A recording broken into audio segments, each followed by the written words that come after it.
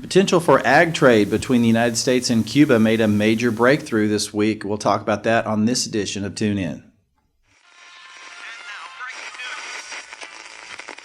Hi, folks. Thanks for tuning in. Here's your host, Representative Rick Crawford.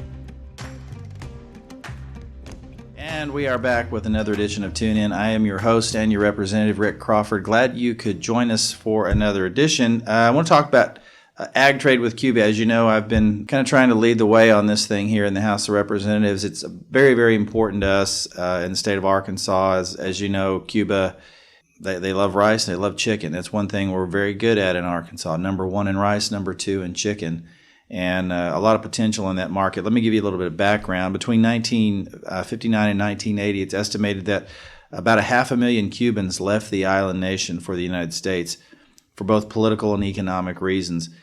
So as a result, in 2010, the Cuban American community numbered over 1.9 million, 67% of which reside in South Florida. As you might expect, there's a large Cuban American population down there, but they've been fairly strongly opposed to ending the U.S. embargo of Cuba, and their representatives in Congress reflect that. However, there's been a growing support for readdressing our current posture with Cuba, and that's particularly true among the younger generation of Cuban Americans. And that's certainly, I think, the case in Arkansas. We make the case that ag trade is important to the United States, and certainly Arkansas probably stands to benefit immediately more than any other state. And there are a lot of folks in Arkansas, obviously, that support ag trade with Cuba. One of them is Governor Asa Hutchinson. Take a listen. Rick Crawford from the 1st Congressional District, co-sponsor on a bill to basically move cautiously on opening up some of those restrictions that you talked about. Do you support the Crawford bill? Have you talked to him? Is he moving in the right pace? Absolutely, and I talked to him before his bill was filed. I knew that it was coming, and we're really on the same wavelength in terms of what needs to be done. But as I mentioned earlier, there are a lot of members of Congress representing South Cuba. I say a lot, 3 in particular in that region. In South Florida, and they've been opposed to the bill. And in general, when you talk about Cuba, you run into resistance from the South Florida delegation. Several, including Mario Diaz-Balart and Ileana Ros-Lehtinen, have been very opposed to any changes to the current Cuba embargo. And that is entirely understandable given the composition of their district with respect to their constituents. Because my standalone bill was stalled, I decided we would try another approach, and we offered an amendment to the Financial Services Appropriations Bill this week that would essentially have allowed us to lift that credit restriction on ag goods going into Cuba. We had a lot of support for that amendment. I'm not sure we had the votes. I'm not sure we didn't. But after speaking to several of the concerned members of Florida, I decided to withdraw it. Thank you, Mr. Speaker. I thank the gentleman for yielding. I'd like to use this time to engage in a colloquy with my friend from Florida, Mr. Diaz-Balart. Instead of moving forward with my amendment as I had intended, that would enable our agriculture producers to sell products to Cuba on credit for the next fiscal year, we have agreed to work together and find a long-term solution that will work for our ag producers over time. Until today, there seemed to be no path forward for an agreement, but I've gotten commitments from leadership and my friends from Florida that there will be a proper path forward, and we've agreed to find a solution that does a number of things.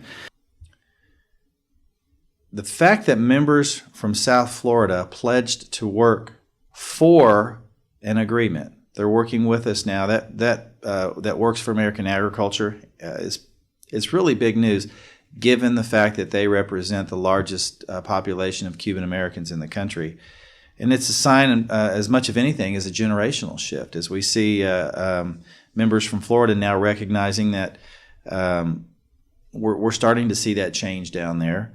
And they also recognize that our legislation is primarily and really and exclusively geared toward strictly opening new markets for American ag products.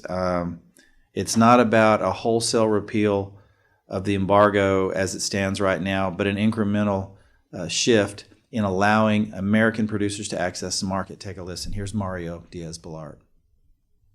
Mr. Speaker, thank you. I want to first thank the gentleman from Arkansas for the time. Look, I understand how important this issue is for him and for his constituents, and I frankly salute him for his efforts. As we all know, our farmers are some of the most patriotic Americans. I believe we should do everything we can to help them sell American agricultural products throughout the world. I commit to my friend that I will sit down with him, along with my colleagues, Mrs. Ross-Layton and Mr. Crubella, to come up with a solution that meets the needs of our farmers that we all represent, but does not endanger our national security or support the Castro regime, its military, or intelligence services. Mr. Speaker, I yield back the rest of my time. And so with that, we have an opportunity, and probably as close as we've ever been to being able to do this. Let me just say, I know there's been a lot of folks who have been at work at this for quite some time. I stepped in here as the representative of the 1st District of Arkansas to kind of continue that work because we know it's important to the state of Arkansas. In the broader sense, it's important to the nation. With farm incomes down 55% over the last 3 years, U.S. producers are just looking for any opportunity they can get. And we think this could turn into something pretty significant. So we are pleased with the opportunity to move forward. And I really have to thank our colleagues from South Florida who have really kind of opened their minds and recognized what we're trying to do, and at the same time respect their constituents and their sensibilities about this issue, which are extremely important to them as well. So this is an example of us working together to get something right here in Washington, and we're much closer, I think, now than we've ever been. So that's a little piece of good news as we move forward, and I hope our ag community will take some consolation in that we have really built some bridges with our friends in South Florida so we can move toward a solution here. That's going to do it for this week on Tune In. Here's a look at this week's Vote Check. Until next time, have a good one.